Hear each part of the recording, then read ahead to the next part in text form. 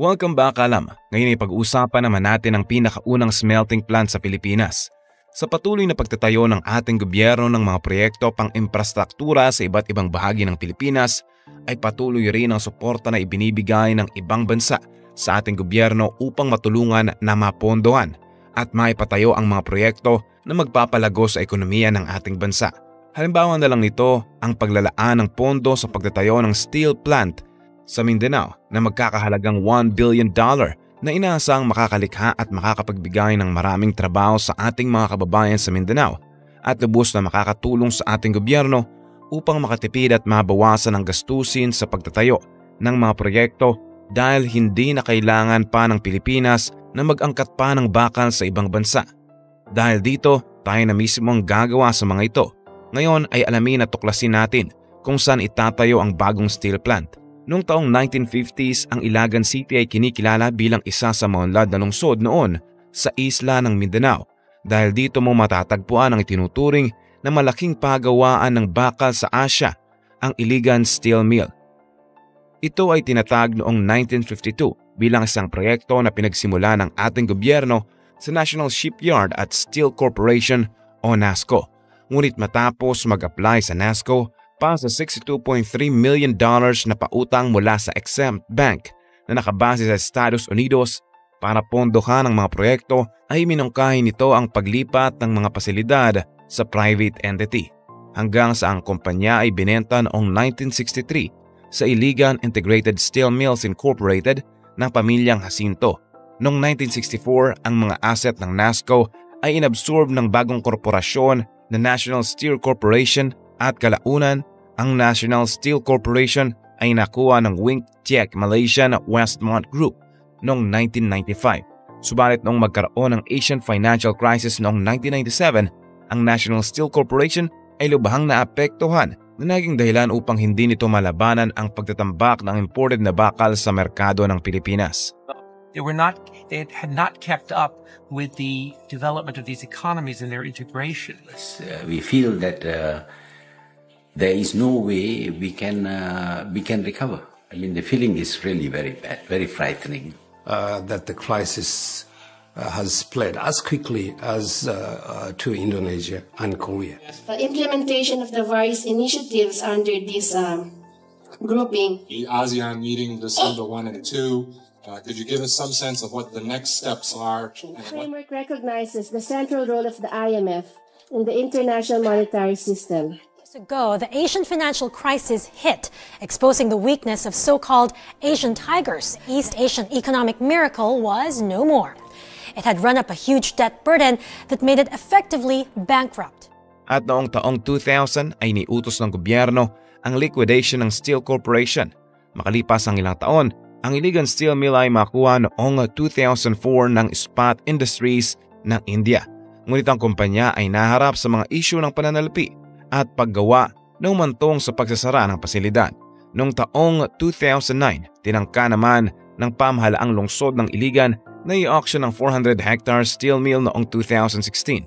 This is the National Steel Corporation, which has been closed for over 2 decades now.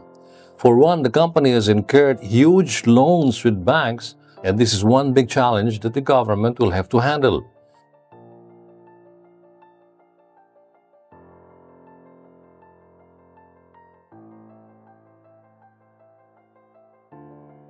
Ngunit dahil sa walang bidders ang nagka-interes sa nasabing pasilidad, ay pinorfeit na lamang ito ng pamahalaang lungsod ng Iligan.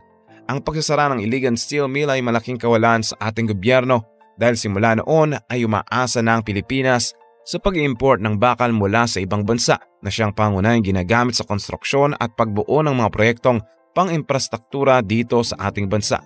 Kaya upang mabawasan na ang pag-aangkat natin ng bakal mula sa ibang bansa, ay isang proyekto na ang itatayo ngayon sa Mindanao kung saan noong ika-18 ng Hunyo 2022 ay nagkaroon na ng groundbreaking ceremony para sa pagtatayo sa unang smelting plant sa Pilipinas na inaasang magpapababa sa presyo ng bakal at para makipagkompetensya ang ating bansa sa industriya ng bakal sa bansang China. Ang nasabing smelting plant ay itatayo sa Barangay Santa Cruz de Plant, Zamboanga, Sibugay na bubuuin sa pamamagitan ng joint venture ng Mount Sinai Mining Corporation. at ng Chinese firm na Shenzhou Investor Corporation. Ang planta na isasama sa isang steel mill ay naglalayong makagawa ng 1.5 million metric tons of steel bars at mga produktong bakal bawat taon. Ayon naman kay Leonardo Fernandez na siyang chairman at chief operating officer ng Mount Sinai Mining Corporation, na ito ang pinakaunang smelting plant dahil pinoproseso nito ang ore para maging steel bars. Ito ay isang napakahalagang proyekto para sa bansa dahil kapag mayroong planta ng bakal ay mayroong 1,000 industriya na magagawa at 1,000 pabrika na planta ng bakal dahil marami ang mag-o-order at bibili dito para gagawing materyales sa konstruksyon. Binuksan na sa probinsya ng Zamboanga, Sibugay ang kauna-unahang integrated steel mill and smelting plant sa Pilipinas. Pinakaunang integrated steel mill and smelting plant sa buong Pilipinas. Number 1, to give job opportunities for our people. Have a very competent environment and management.